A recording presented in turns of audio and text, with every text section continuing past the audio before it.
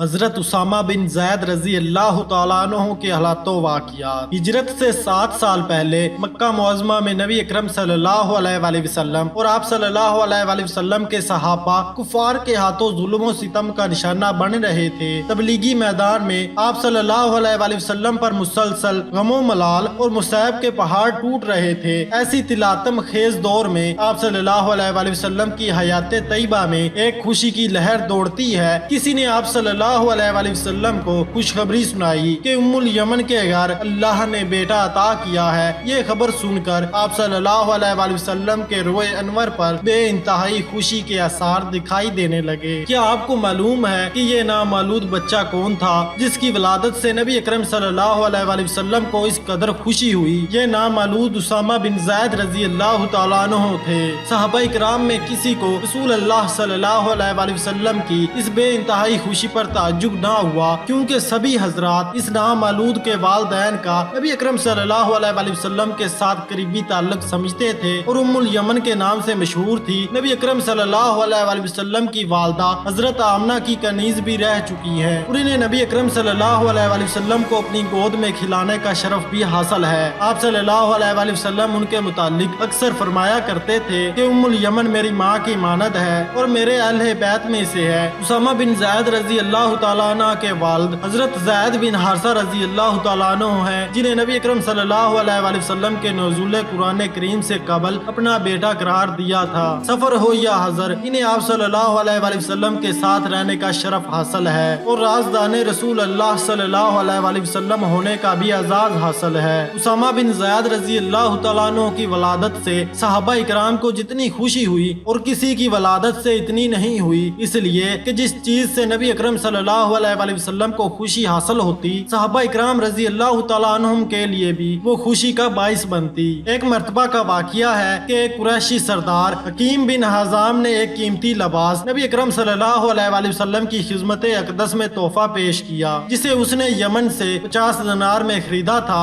یہ لباس شاہ یمن کے لیے بطور خاص تیار کیا گیا تھا۔ آپ صلی اللہ علیہ وآلہ وسلم نے یہ تحفہ لینے سے انکار کر دیا، کیونکہ حکیم بن حزام ان دنوں مشرک تھا۔ البتہ آپ صلی اللہ علیہ وآلہ وسلم نے اس سے وہ لباس قیمتاً خرید لیا۔ یہ بہترین لباس آپ صلی اللہ علیہ وآلہ وسلم نے صرف ایک مرتبہ جمعے کے دن پہنا تھا۔ پھر آپ صلی اللہ علیہ وآلہ وسلم نے حضرت اسامہ بن زید رضی اللہ تعالیٰ عنہ کو دے دیا۔ وہ یہ لباس پہن کر صبح و شام شاداں فرحاں اپنے مہاجر و انصارہ ساتھیوں کے پاس آیا کرتے تھے۔ حضرت اسامہ بن زید رضی اللہ تعالیٰ عنہ اعلیٰ اخلاق اور عمدہ عادات سے متصف تھے، جو کہ آپ رضی اللہ تعالیٰ عنہ کو نبی اکرم صلی اللہ علیہ وآلہ وسلم سے ورثہ میں ملی تھی۔ آپ رضی اللہ تعالیٰ عنہ حد درجے ذہین، بہادر، دانش مند، پاک دامن اور پرہیزگار تھے۔ ان اوصاف کی بنا ہر لوگوں میں ہر دل عزیز تھے۔ 11 ہجری میں نبی اکرم صلی اللہ علیہ وآلہ وسلم نے رومیوں سے جنگ کرنے کے لیے لشکر اسلام سے جنگ کرنے کا حکم صدر فرمایا اور لشکر میں حضرت ابو بکر صدیق رضی اللہ تعالیٰ عنہ اور حضرت عمر، حضرت سعد بن ابی وقاص، ابو عبیدہ بن جراح جیسے جلیل القدر صحابہ اکرام رضی اللہ تعالیٰ عنہم شامل تھے۔ لیکن نبی اکرم صلی اللہ علیہ وآلہ وسلم نے حضرت اسامہ بن زید رضی اللہ تعالیٰ عنہ کو امیر لشکر بنایا۔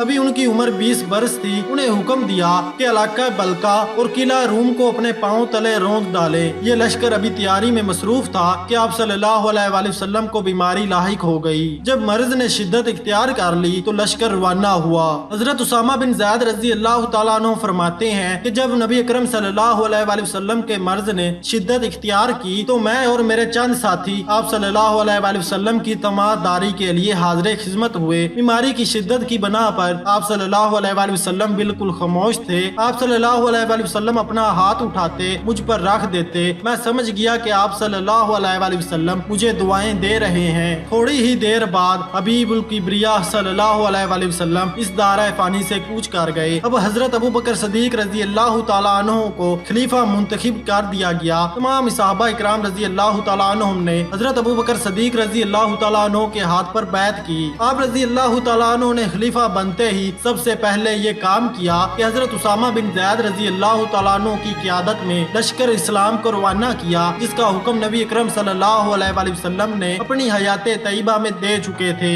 لیکن انصار میں کچھ صحابہ اکرام رضی اللہ تعالیٰ عنہ کی یہ رائے تھی کہ لشکر کی روانگی میں کچھ تاخیر کر دی جائے۔ انہیں حضرت عمر بن بن خطاب رضی اللہ تعالیٰ عنہ سے کہا کہ وہ اس سلسلہ میں حضرت ابو بکر صدیق رضی اللہ تعالیٰ عنہ سے بات کریں۔ ساتھ ہی یہ مشورہ بھی دیا کہ اگر حضرت ابو بکر صدیق رضی اللہ تعالیٰ عنہ فوری روانگی لشکر پر مظر نہ ہو تو ان کو ہماری جانب سے یہ پیغام پہنچا دیں کہ ہمارا امیر اسے بنائے جو حضرت اسامہ بن زید رضی اللہ تعالیٰ عنہ سے زیادہ عمر رسیدہ اور تجربہ کار ہوں۔ حضرت ابو بکر صدیق اور حضرت عمر کی زبانی انصار کا یہ پیغام سن کر غضبناک ہو گئے اور یہ کہنے لگے کہ اے ابن خطاب رضی اللہ تعالیٰ عنہ، کتنی افسوس کی بات ہے کہ رسول اللہ صلی اللہ علیہ وآلہ وسلم نے اسامہ بن زید کو امیر لشکر بنایا اور میں انہیں معزول کر دوں۔ اللہ کی قسم یہ کبھی نہیں ہو سکتا۔ جب حضرت عمر فاروق رضی اللہ تعالیٰ عنہ لوگوں کے پاس واپس گئے تو لوگوں نے آپ رضی اللہ تعالیٰ عنہ سے دریافت کیا کہ کیا جواب ملا۔ حضرت عمر فاروق رضی اللہ تعالیٰ عنہ نے ارشاد فرمایا کہ تمہاری وجہ سے آج مجھے خلیفہ رسول صلی اللہ علیہ وآلہ وسلم کو خفا کر دیا۔ جب یہ لشکر روانہ ہوا تو حضرت ابو بکر صدیق ان کو الوداع کہنے کے لیے کچھ دور پیدل ساتھ چلے اور اسامہ بن زید سوار تھے۔ حضرت اسامہ بن زید نے عرض کیا کہ اے خلیفہ رسول صلی اللہ علیہ وآلہ وسلم، آپ بھی گھوڑے پر سوار ہو جائیں ورنہ میں بھی اترتا ہوں۔ حضرت ابو بکر صدیق نے ارشاد فرمایا نہ تو آپ اتریں گے اور نہ میں سوار ہوں گا۔ پھر فرمایا کہ کیا یہ میرے لیے اعزاز نہیں کہ میں کچھ دیر کے لیے اپنے پیر اللہ کی راہ میں خاک آلودہ کروں۔ پھر حضرت اسامہ بن زید کو دعائیں دے کر جہاد پر روانہ کیا اور فرمایا کہ نبی اکرم صلی اللہ علیہ وآلہ وسلم نے تمہیں جو وصیت کی ہے اس کے مطابق عمل پیرا رہنا، اور پھر سرگوشی کے انداز میں فرمایا کہ اگر حضرت عمر کو میری معاونت کے لیے میرے پاس رہنے دو تو بہتر ہوگا۔ حضرت اسامہ بن زید نے آپ رضی اللہ تعالیٰ عنہ کی بات سے اتفاق کیا اور حضرت عمر کو وہی رہنے دیا۔ چنانچہ حضرت اسامہ بن زید لشکر کو لے کر روانہ ہوئے اور فتح یابی کے لیے ہر وہ کوشش کی جس کا حکم نبی اکرم صلی اللہ علیہ وآلہ وسلم نے آپ کو دیا تھا۔ پہلے مرحلے میں لشکر اسلام نے سرزمین فلسطین میں بلقا اور قلعہ دارالعلوم کو فتح کیا، مسلمانوں کے دلوں سے رومیوں کا روب و دبدبا ختم کر دیا۔ دوسرے مرحلے میں دیار شام، مصر اور شمالی افریقہ کو فتح کر کے بحر ظلمت تک اسلامی سلطنت کا جھنڈا لہرایا۔ حضرت اسامہ بن زید اس جنگ میں کامیاب ہو کر اپنے والد ماجد کے تیز رفتار گھوڑے پر سوار ہو کر اور کثیر تعداد میں مال غنیمت حاصل کر کے فلاح کے ساتھ واپس لوٹے،